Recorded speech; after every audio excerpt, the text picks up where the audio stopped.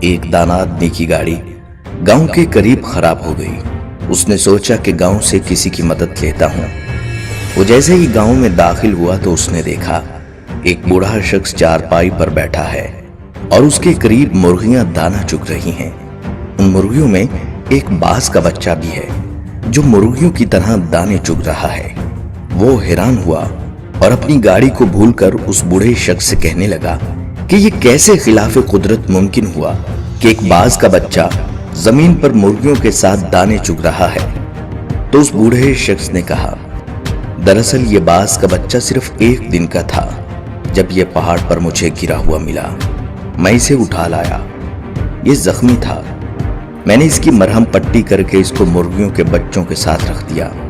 جب اس نے پہلی بار آنکھیں کھولی تو اس نے خود کو مرغی کے چوزوں کے درمیان پایا۔ یہ خود کو مرغی کا چوزا سمجھنے لگا اور دوسرے چوزوں کے ساتھ اس نے بھی دانا چگنا سیکھ لیا۔ اس دانا شخص نے گاؤں والے سے درخواست کی کہ یہ باز کا بچہ مجھے دے دیں تحفے کے طور پر یا اس کی قیمت لے لیں، میں اس پر تحقیق کرنا چاہتا ہوں۔ اس گاؤں والے نے باز کا بچہ اس دانا شخص کو تحفے کے طور پر دے دیا۔ یہ اپنی گاڑی ٹھیک کروا کر اپنے گھر آ گیا۔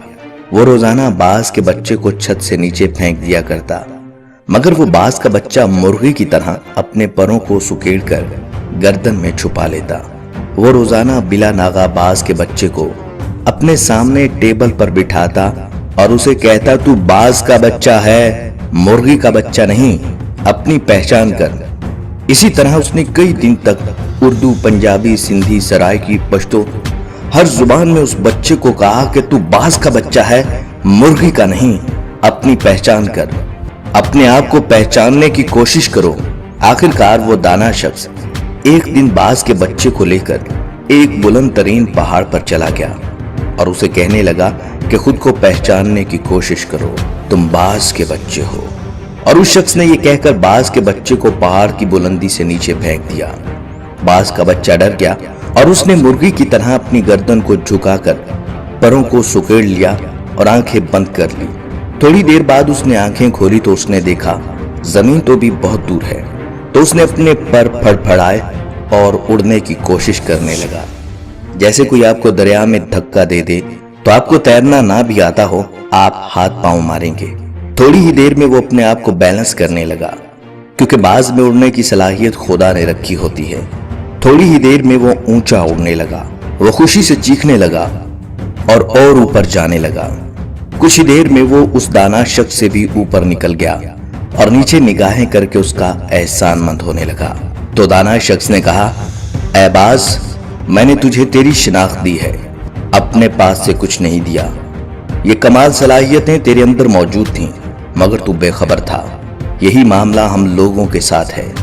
ہماری ایک خاص شناخت ہے، ہم ایک خاص امت کے ارکان ہیں، ہم ایک ایسی قوم سے ہیں جس نے ساری دنیا پر حکومت کی۔ ہمارے اندر اللہ رب العزت نے بے پناہ صلاحیتیں رکھی ہیں، مگر مسئلہ یہ ہے کہ ہمارے ارد گرد بے شمار مرغیاں ہیں، جن میں ہمارے ٹی وی چینل اور اخبارات بھی شامل ہیں، جو مسلسل ہم کو بتاتے ہیں کہ ہم باز کے بچے نہیں، مرغی کے بچے ہیں، جو مسلسل بتاتے ہیں کہ تم سپر پاور نہیں ہو، سپر پاور کوئی اور ہے، جو مسلسل یہ بتاتے ہیں کہ تم بہادر اور طاقتور نہیں ہو، بلکہ بزدل ہو، کمزور ہو، جو کچھ نہیں کر سکتے۔ اگر آج ہم اپنے آپ کو پہچان لیں تو ہم بہت کچھ کر سکتے ہیں۔